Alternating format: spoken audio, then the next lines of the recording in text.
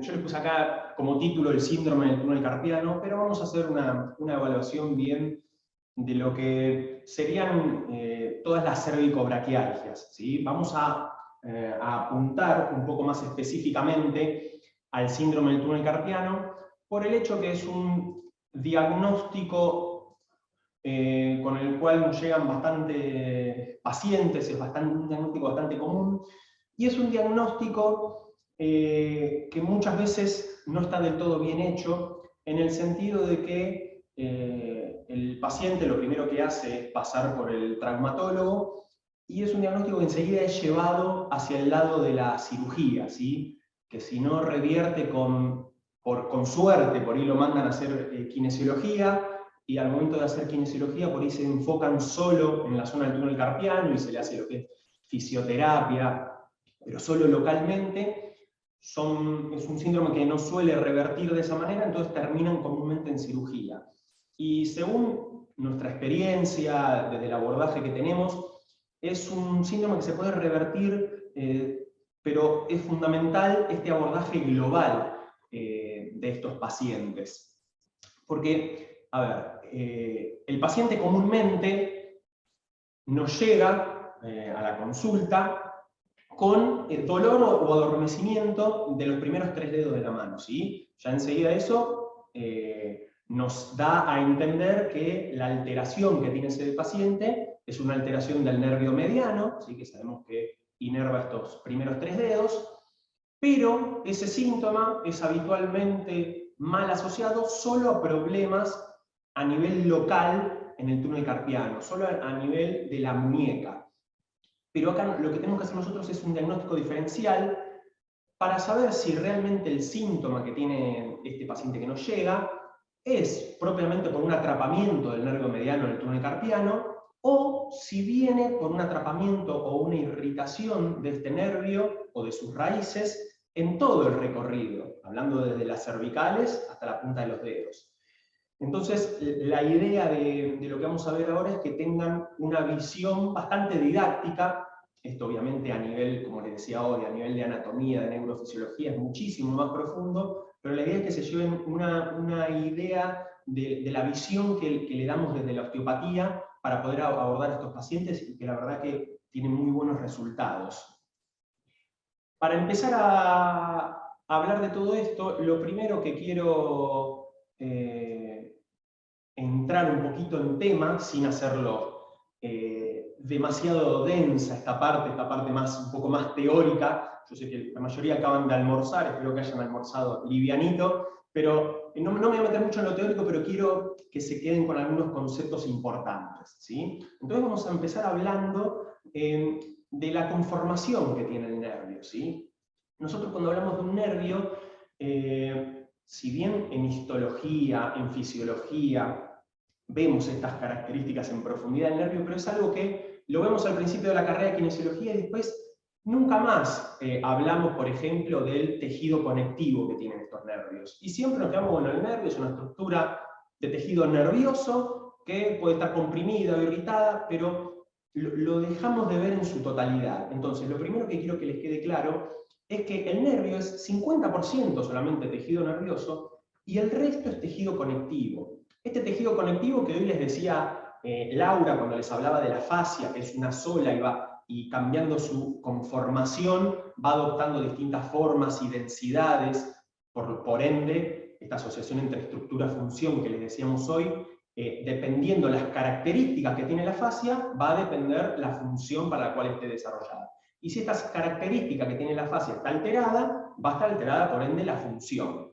Entonces, como para hacer un repaso breve y conciso, yo lo que quiero que les quede claro acá de la estructura del nervio es que nosotros vamos a tener, por un lado, lo que es el tejido conectivo que envuelve a esas fibras, que pueden ser mielínicas o amielínicas. La primera capa de tejido conectivo que envuelve a estas fibras la denominamos endoneuro, ¿sí? Primero, antes de seguir hablando de tejido conectivo, tenemos que entender de dónde proviene este tejido conectivo. Nosotros hablamos de esta conexión que hay, esta fascia que es una sola y que divide, separa, une distintas estructuras, pero tenemos que entender que en el caso, por ejemplo, de los nervios raquídeos, esta parte del tejido conectivo es una expansión, es una continuidad de la dura madre, ¿sí? Y junto después de la dura madre, cuando salen los nervios raquídeos, también se asocia, por ejemplo, a toda la fascia de los paravertebrales, ¿sí? O sea, ya ahí relacionamos el nervio con dos estructuras, o sea, dura madre, sistema nervioso central, yo le nombro paravertebrales, o sea, ya el componente músculo esquelético, pero el nervio, el tejido conectivo de estos nervios, tiene asociación directa con estas estructuras, una continuidad de estas estructuras.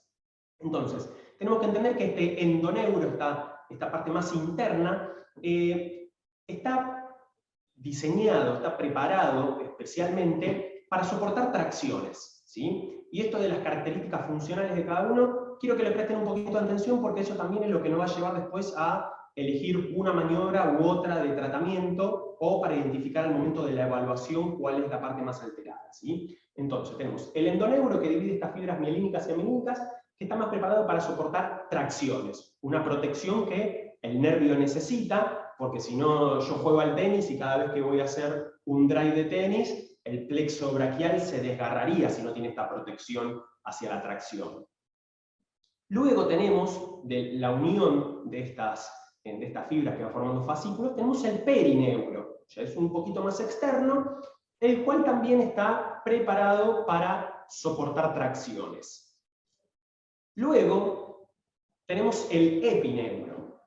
El epineuro, que lo podemos dividir en interno y externo, vamos a tener el epineuro externo, que ya forma la vaina más externa del nervio, y el epineuro interno, que está más relacionado con esta parte que vemos acá. ¿Ven toda esta parte amarillita que tenemos entre las distintas fibras y fascículos?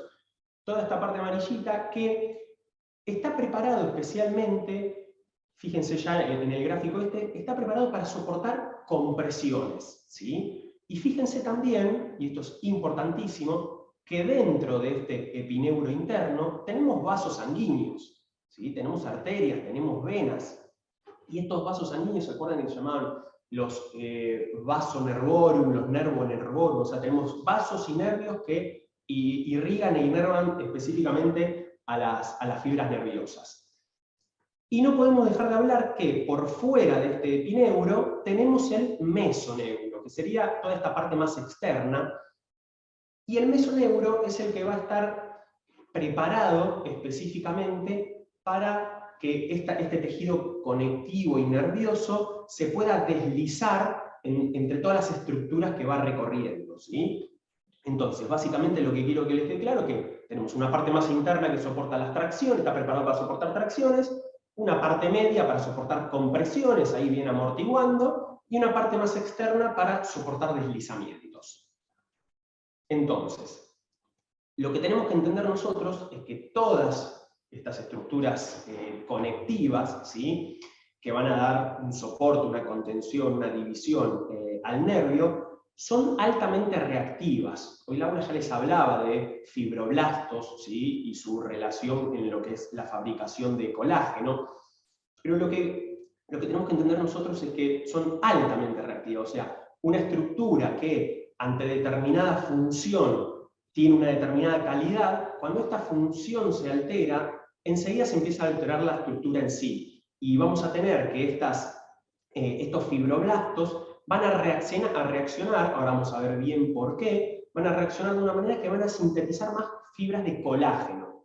El colágeno dentro de la estructura de tejido conectivo es lo que le da más fuerza, más resistencia, pero si se excede esta cantidad de fibras de colágeno en proporción con las fibras elásticas, por ejemplo, si tenemos un exceso de fibras colágeno vamos a tener una estructura que va a ser más rígida, más fibrosada, con menos movilidad. Entonces es importante para tenerlo en cuenta eso.